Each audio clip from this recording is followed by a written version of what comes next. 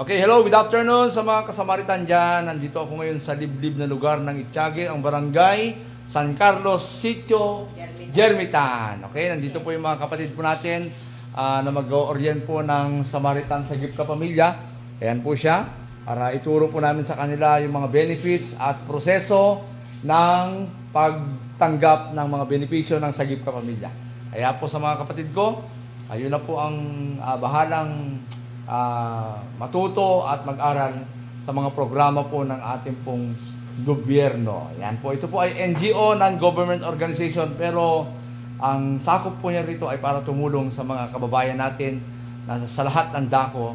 At wala pong age limit, wala pong religion na pinag-uusapan, kundi ito po ay pagtulong sa ating kapwa. So, marami po salamat. Have a good day sa mga kabarangay San Carlos at Sitio Jermitan ng Itiague. Thank you so much, and please follow our YouTube channel at Colac Boyet Services. Thank you so much. Okay, kaway kayo dyan. Kaway mga kaibigan. Aduda di kito yung agururay di kalman. Ngayong gaputa da kami di Ilagan Minister Association. Sila po muna yung ating pong tuturuan ngayon at sila na rin po ang magtuturo sa kanilang mga pamilya.